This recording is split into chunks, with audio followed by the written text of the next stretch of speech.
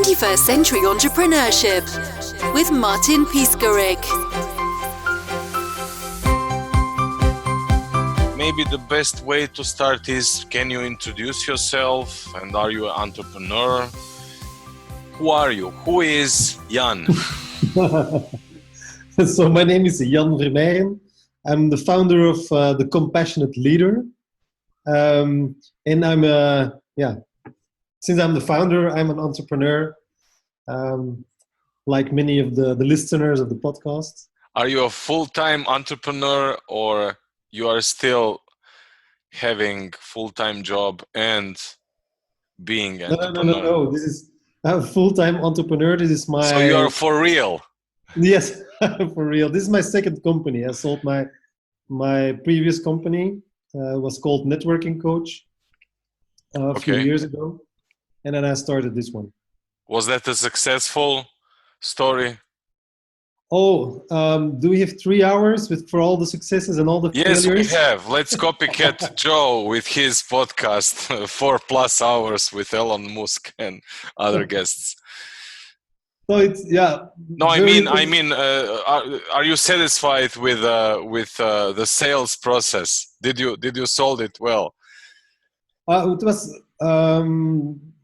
you hear me hesitating because it was a very interesting process. It was also a personal process. Okay. And a business process. And because I was... Do you want to talk about it, or do you want to skip the topic? You are okay with the topic? Yeah, just briefly, it's okay. For me, it was a harder time in my personal life, and I know because of that piece, I didn't sell the company for, let's say, the best value I could get. But at that moment in my life, it was okay how it went. I understand. I mean, you have so much guidelines and websites for buying and selling US-based companies, and one of the first rule is find somebody with problems, with personal problems. It's a hardcore topic, but it seems that's the way the market usually works. Yeah, it depends a little bit, but in my case, it was different because I sold it to someone from my team, and that's also one of the reasons I didn't go out looking for buyers, and nobody was, let's say, contacting me. Okay. But for me, it was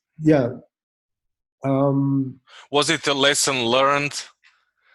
Oh, it was for me, becoming an entrepreneur has become, was for me, one of the major things was, it was a catalyst for my personal development, for my development as a human being. That's what I thought. That's why I'm asking you, yes. Yeah. And that's for me, let's say, for me, the money, that's also part of doing business and life, but for me, it's much more interesting how I can develop as a human being. Yeah.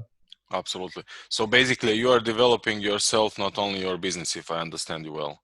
Yeah, and for me, it is, and it's maybe more a spiritual point of view.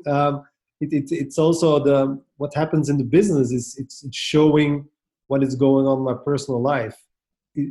As long as I'm the founder or the owner of the company, let's say if you look at big multinationals, the founder is probably already dead for a while. So, and then other people are there and they're just hired to do something. It's a very different story for me. Can you please explain a little bit what the mirroring effect is? And I mean, we are basically speaking about mirroring. So your vibe, your energy is manifested through your business as well. So what's your experience? How could you help our audience to understand that? Because usually, let me try to do it this way. Usually people think they are one person when they have a mask of entrepreneur, and they are a completely different person when they have mask of being father or being, whatever. But the truth is a little bit different, isn't it? Yeah. They are only masks, but you are, Yes, they're you're masking. authentic yourself, no matter which role do you play at the moment. Yeah, and it is for me, and then maybe I refer to what I do now with a compassionate leader is one of the things that's talked about a lot is the ego, right? The ego of people, and especially when you're an entrepreneur and you want to manifest yourself in the outside world. Sometimes people say, "Oh, he or she has a big ego," and most of the time it's not a not a positive thing. But for me, it's But one you of the can things. manifest soul as well. And Yeah, you're but probably and the more thing, manifesting soul than ego in your business. yeah, and then it depends on what you call ego. But that's why I use it in the book because many people talk about it. But yeah, many times you get into discussions about the word. But what I wanted to say, and to refer back to what you were saying before, is that about the masks. For me, it's about my inner parts that come out more. For example, when I need to protect myself and I feel to protect myself, then a more dominant part comes out. That it's, let's say, in its positive quality. It's, for example, bringing structure. For example, structure a sales process. That's kind of a structure. But when that part in me goes too hard or too fast, it becomes negative behavior and it becomes rigid. It becomes not open anymore to other ideas from other people or from myself. Um, and that's what for me is that happens in everybody's personal life. But for me, it's even more magnified when you have a business.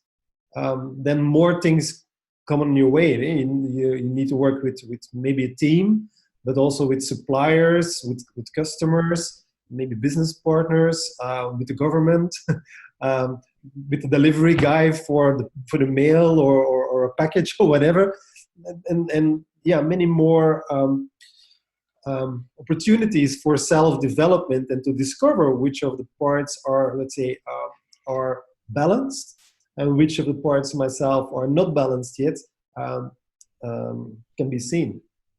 And that's one of the things I learned in my personal life is yeah,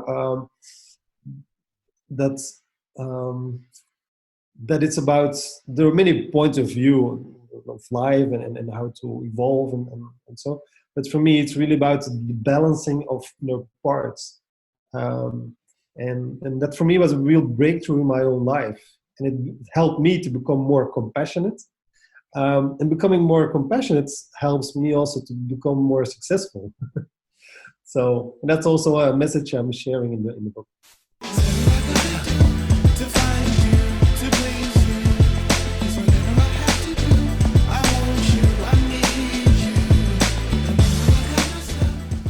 Yeah, actually, flexibility is stability. And in life, very often there is no A or B, but it's A and B.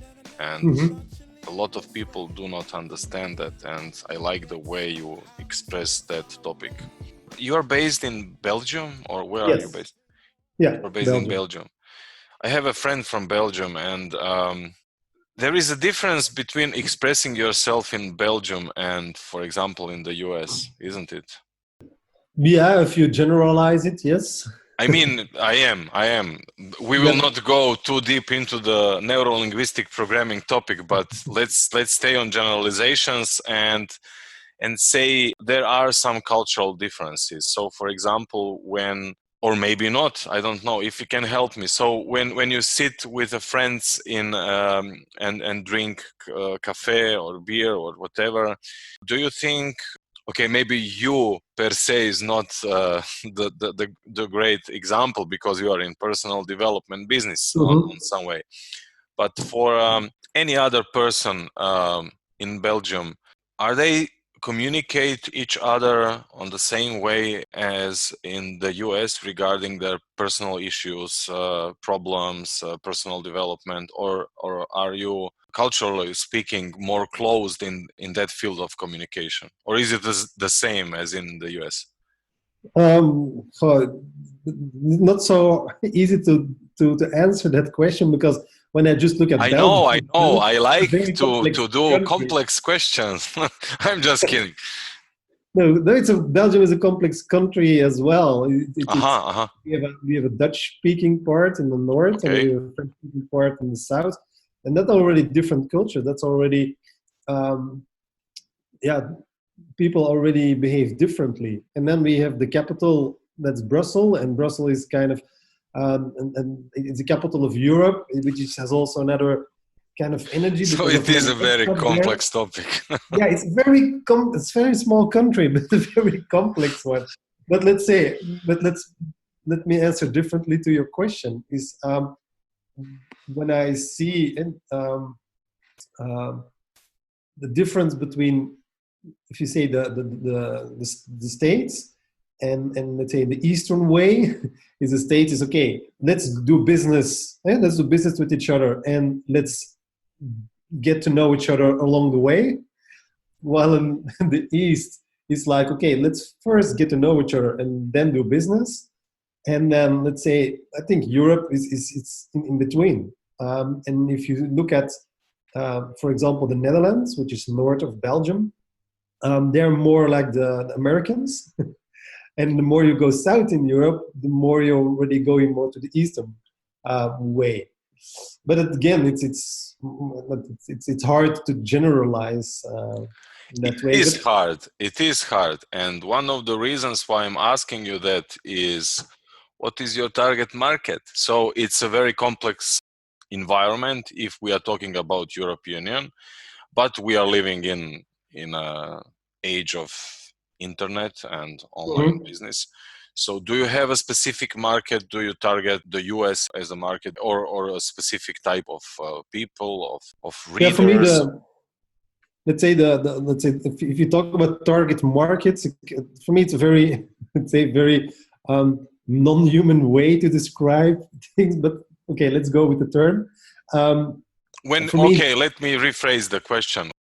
When you wrote the book, who was in your mind? To what kind of person did you wrote that book? yeah, it's for me. It's the on the one hand is the business owner or leader.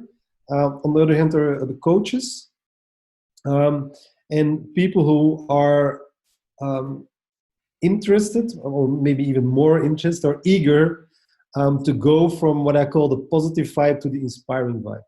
So in the book, I make a distinction between 4 vibes: negative vibe, neutral vibe, positive vibe, and inspiring vibe. And Okay. Can you explain a little bit, please? yeah. So what you see in the negative vibe, people, the behavior of people is that they complain, that they blame others, that they also, let's say, hang around water coolers a lot. A lot. And yeah, okay, let's start with just small the behavior. In the positive vibe, people are doing their job, but nothing more. If they have a task to do, and it's done, then they just wait till their boss or someone else give them the next thing. They're not going to proactively see if there is more work or help their colleagues. Then the positive vibe, then people start working together as a team. They're like, how can we do this together? They're more future oriented. And the inspiring vibe is the hardest to describe, but it's like when you enter a room and you feel an energy there that you immediately start having ideas and want to start creating, and get or inspired to do things. Yeah. So that are the 4 vibes. And what are I have a model with 2 axes, and the one axis is how safe people feel, and the other axis is how supported people feel. So in the negative vibe, people don't feel safe, psychologically safe, Mm-hmm. and they don't feel supported. So that's why they're let's say, acting out, not because they don't want to work or they are negative people at the core, but it's kind of self-protection mechanisms that are in play. The neutral vibe, they already feel a little bit more safe and a little bit more supported, but not enough yet. So they're still in a little bit of a protection mode. People in the positive vibe, they feel safe enough and they feel supported enough to say, okay, I don't have to protect myself. Let's go for it. And the people in the inspiring vibe, they feel very safe and very supported, and they are willing to share their shadow side or blind spots, the things that they did wrong, and they say, and then they're very open about that because they know if I can share this, and I feel safe enough, it helps me to grow as a human being. So that are the four vibes, and the people, the main target group, because of course everybody has can learn something in the book, but the main audience I wrote a book for was for people say, okay, I really want to make that step from the positive vibe to the inspiring vibe, but I don't know how to do that. I don't have the tools or pathway to get there.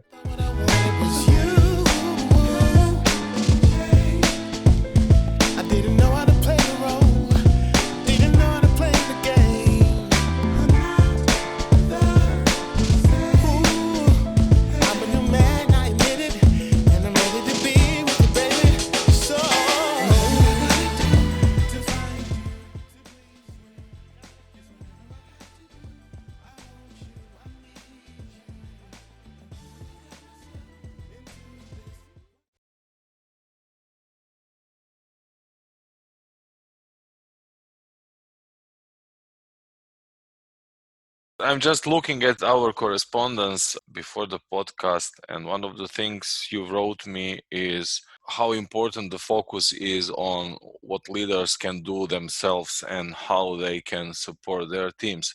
So if you can, Jan, please share a little bit more about that topic with us. Yeah. The main thing for me is that that we need to face tensions. When we feel tension in life, most of the times we don't want it, we're not comfortable with it, and then we ignore it or we push it away. What happens then, and if it starts, many times it starts to build up and it becomes bigger, and then it's very much harder to do anything with it. And most of the time it's also a mix of several kinds of tension. So in the book, I make a distinction between three categories. The first one is practical or process tension. The second is personal tension, and the third one is interpersonal tension. So practical tension can be like you want to send out an email, but you don't have internet connection. A process tension could be that you ordered something in the web shop and it's a one-day delivery on the site, and after 5 days you still haven't received your package, and something in the process went wrong. So that's a process tension.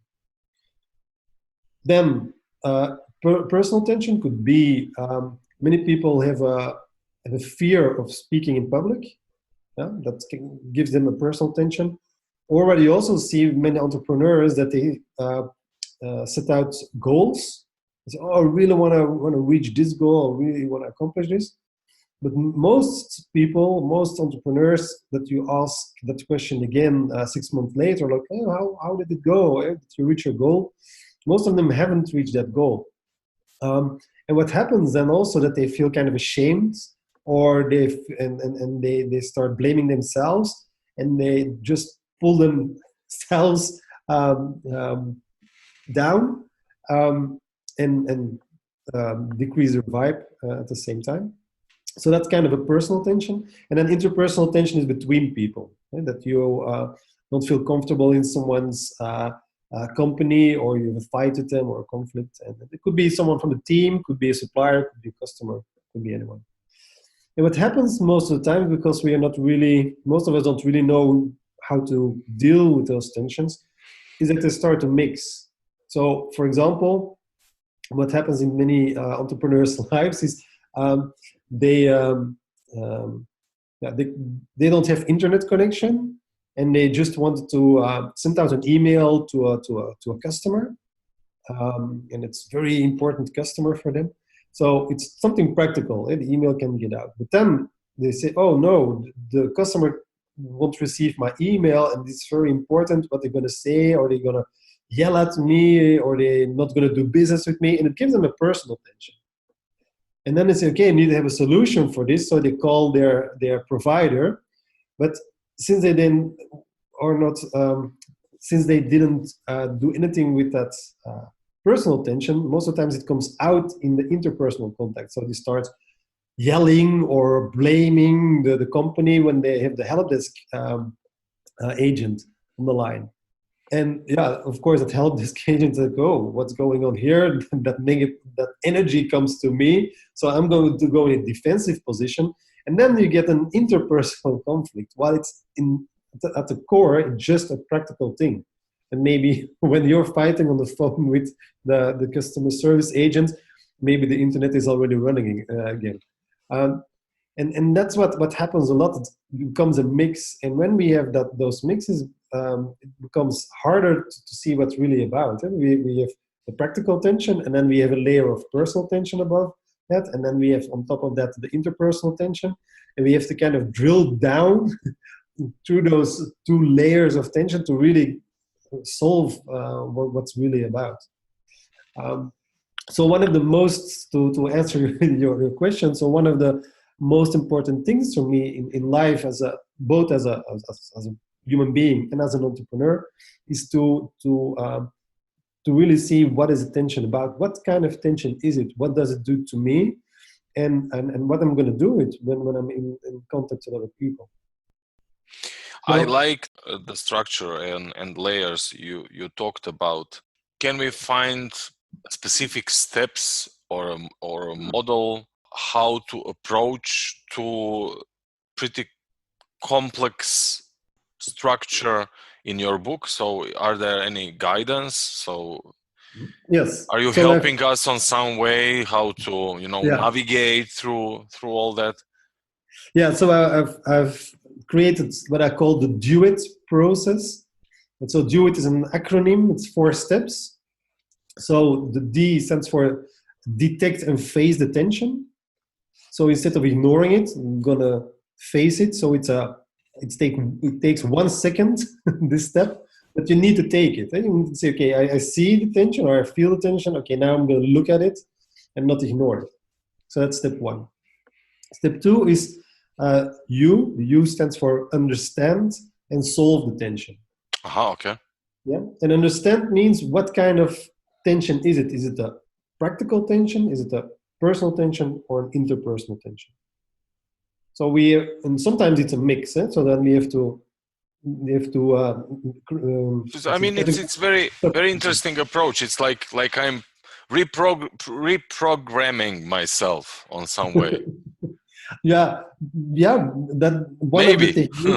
One of the techniques actually does that. And so really? The next step is so the U stands for understand and solve the tension. So the U is the 3 different categories, and solve the tension.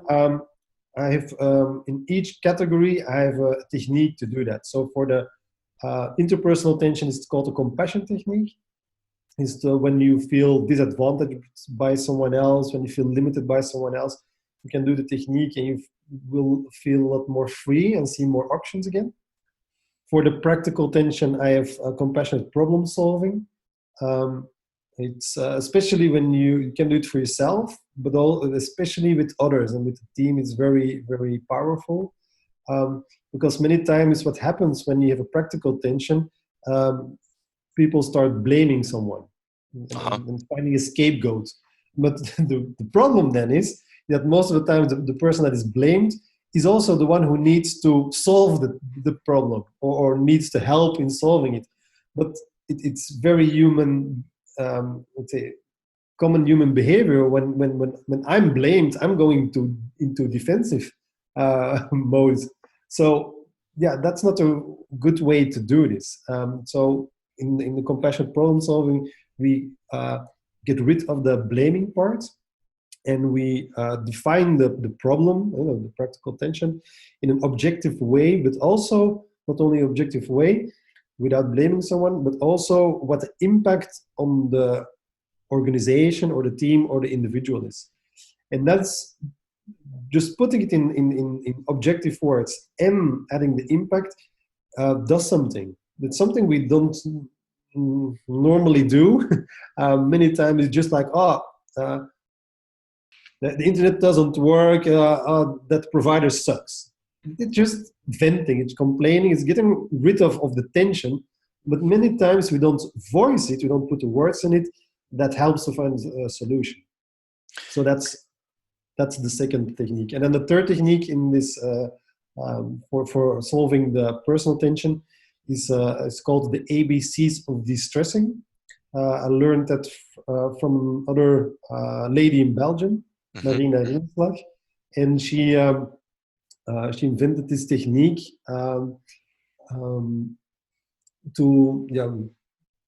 I have to tell something about it first. Is many times when we feel stress, most of the times when we feel stress, it is because we experienced a lack of control in the past. For example, when you learned to ride a bike as a kid and you fell, maybe you got a mini blackout there. So you got a loss of control. And that's it. That's one of the many situations we experience in our life. And it's not the big traumas, not only the big traumas, but the very small things that are, let's say, registered in our body. Yes, of course. And that is when we have, what normally, what normally happens when we have an experience, all the sensory signals, what we see, what we smell, what we hear, are clustered as a memory, and stored in our brain. Now, when we experience a loss of control, those sensory signals are not clustered as a memory, but they are stored separately and attached to our amygdala. And what happens then when 3 or more of those signals... Just Jan, please, if you can explain. So amygdala is a part of ancient brain, and if you can say of 3 basic functions of, so the amygdala, what it kind of does is, one of the things it does is it helps you to perceive danger. Yes. So you can protect yourself. So then that's what happens when 3 or more of those sensory signals are picked up. Then the alarm signals in our brain goes off, and then we experience stress. And actually, it's good. It's a good thing. And then we get the fight, flight, or freeze reaction. So let's say it's a good mechanism to have as a human being. Especially many years ago, or hundreds of years ago, when we had to struggle for our survival. But at this moment in time, it's not necessary anymore for most of the stress. Too much of red light, and it's... and so it's a very interesting technique that she invented, the ABCs of distressing, to also physically detach those sensory signals from the amygdala, so you're not experience that stress anymore. So your book is very practical. Yeah, it gives, on the one hand, in the 4 first chapters, it's more about insights, about vibes, about tension, about bonding cycle. And then the duet process is explained with all the different techniques, and also most of them are worked out in the book into detail, so you can really apply it. And then also for entrepreneurs who have teams, there are also 2 chapters how they can help their team. I was surprised the first time you called me on the telephone. You testified you hadn't seen me.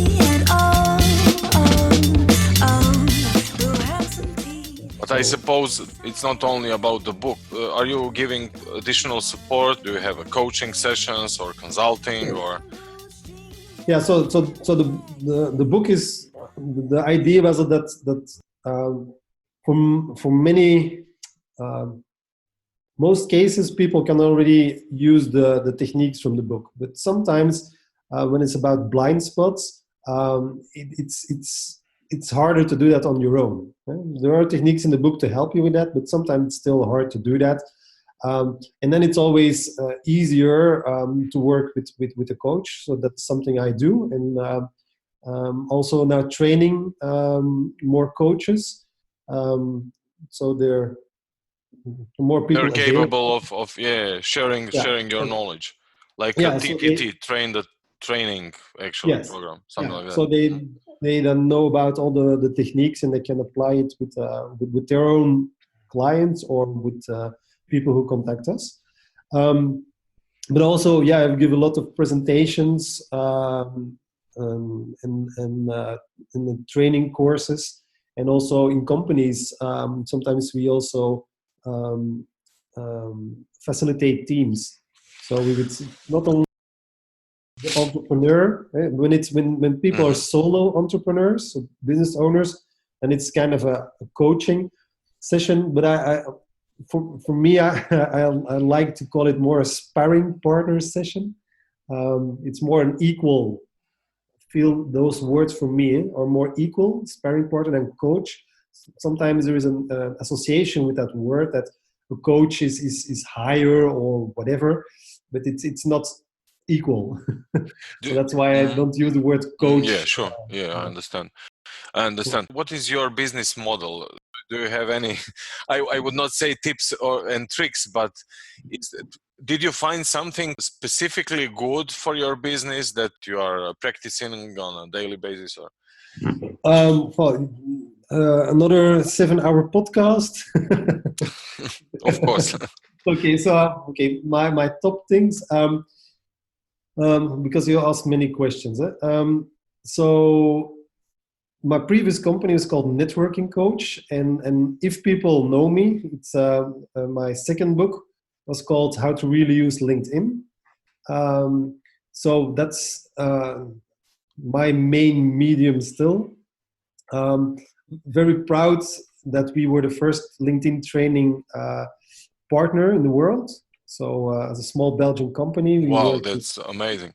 So you are a LinkedIn expert and you're using LinkedIn.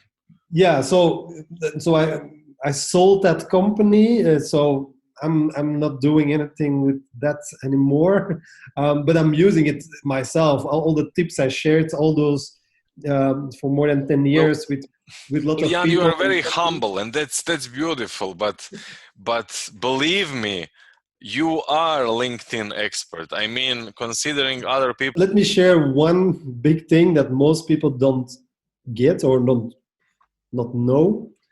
The real power of a network is in the second degree. So it's not who you know, but who they know. I mean, when you want, as an entrepreneur, you want to have more customers. This is a principle that applies. So it means that you have also many referral clubs like BNI, it's worldwide, one of those. Many people also there are focused like, oh, I want to get more business out of that group that's here. Let's say 20 people. How can I do business with them? But they forget that if you just look at their networks, let's say if each of them has 300 people in their LinkedIn network, that's 6,000 people.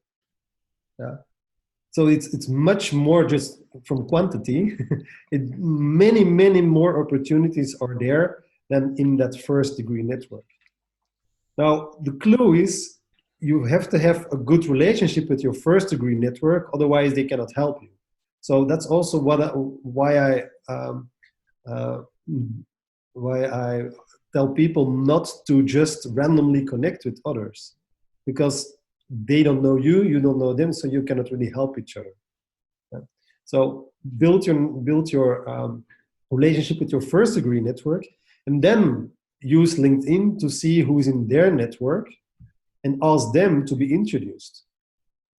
This is it's so simple, but it's so powerful. Beautiful. And this is my major tip.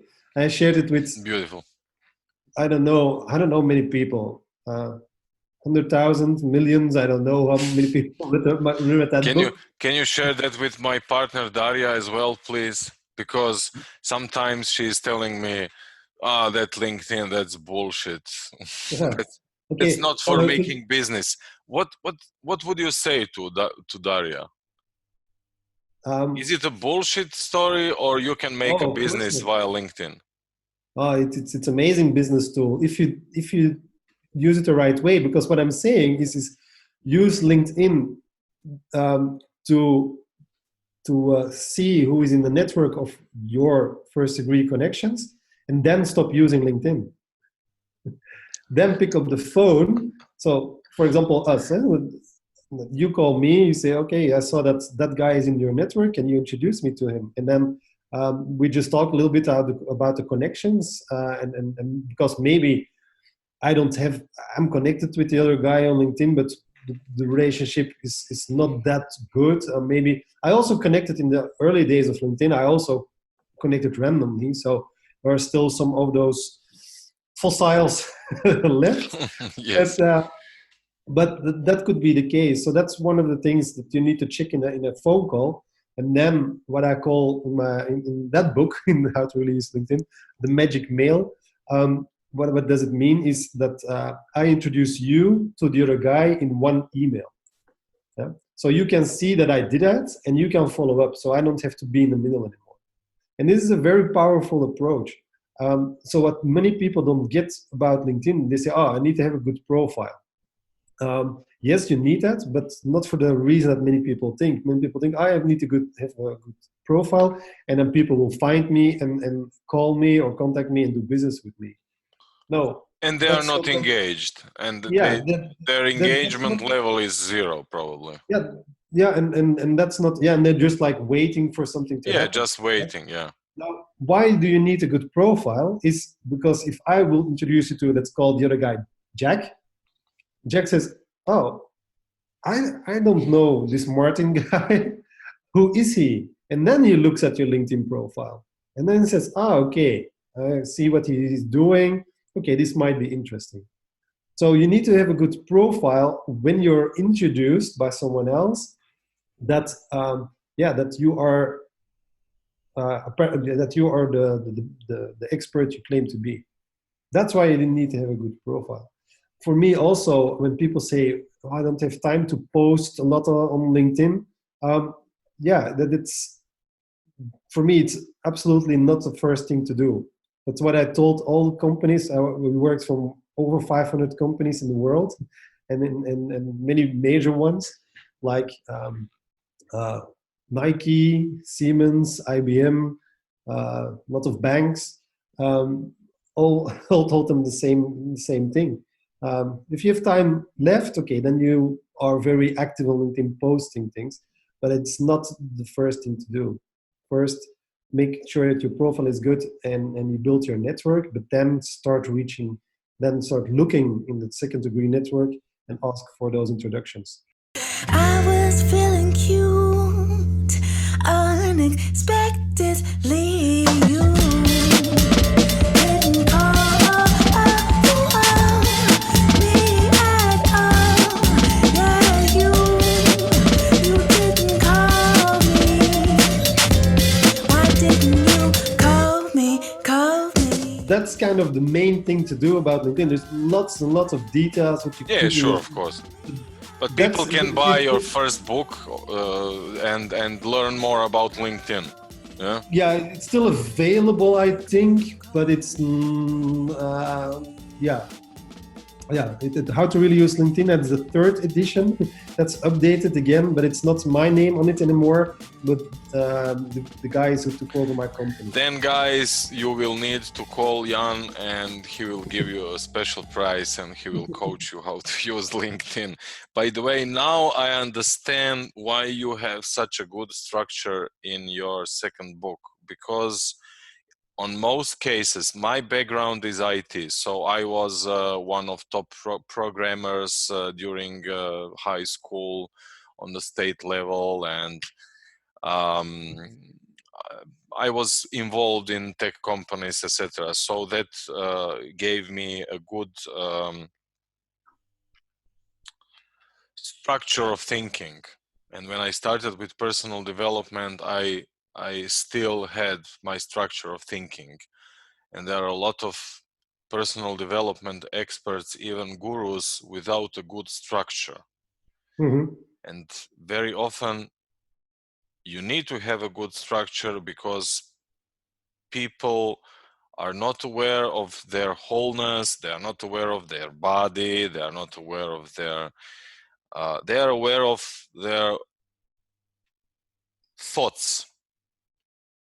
And it's very good that you wrote about vibe and tension and all those things, but you wrote it on a and presented and showcased on a structured way. So when I buy your book, I can go through a specific structure and I can follow some specific steps. That's the case. Yes. Yeah. Yes. And I think that we can actually make a connection between your LinkedIn expertise and your new expertise. So now how would you define yourself? I mean, so you were LinkedIn expert, and then some shit happened in your life, and you you were at the beginning of a personal development path, or something like that. Or No. was it a shift, or was it organic growth? You just started thinking about personal development, about soft topics, or how did it happen? No, let's say my personal development path started many years ago with my first company. Let's say the first. Why? I mean, why you started with personal development? Were you frustrated, or you wanted to learn how to communicate better with people, or you felt or because in most cases people are feeling bad, and that's the reason why they started developing themselves to feeling better? No, for me, maybe that's not your case. No, that was not. No, that was not the start. It was more like people I met in my life, and I talked about different things than I experienced, and I was open-minded and curious, and I said, okay, good. There's much more in life than I can. Well, that's a nice story. So actually, you did not have big catastrophes, and that was a trigger for your personal development, but you actually spoke with some personal development experts, and they told not.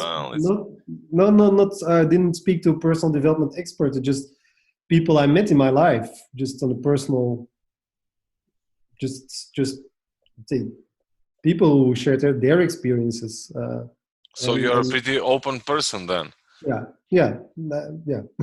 You're lucky. But then you're lucky. No, really, you are.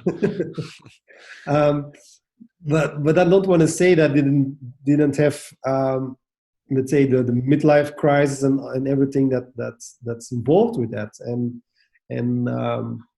because even when I was on a personal development path and a spiritual development path, I also encountered the, let's say, the dark night of the soul, and let's say what you would call deep shit, but it's for it's me, a learning curve. It's a learning curve. It's completely normal. It's part of it's what I call, it's part of the game of life as a human being. So my first book was Let's Connect, about networking, the offline networking at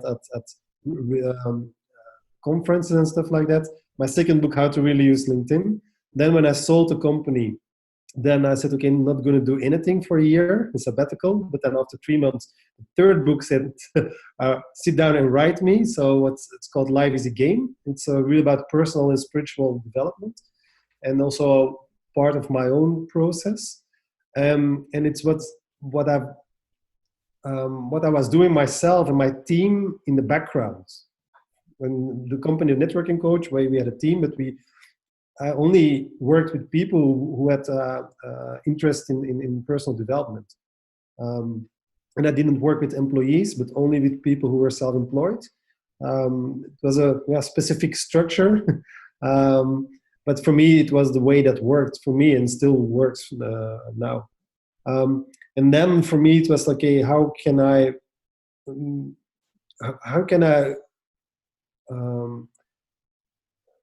put the knowledge that I have and experience that I have, how can I help the business world again? Because Life is a Game is more on a personal level, and maybe it's for some people too spiritual. But I thought, okay, how can I help people who are, let's say, in their business life, or how can I help them make the transition in that path? So I looked for techniques that are very grounded, very down to earth, nothing soft or in the clouds or whatever.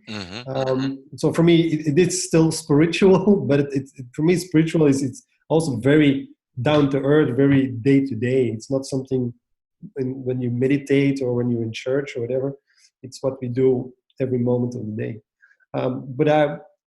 For me, in the Compassionate Leader, in this book, I translated that in what you can do on a day-to-day basis, and in your business life when you are working with a team or with customers or suppliers.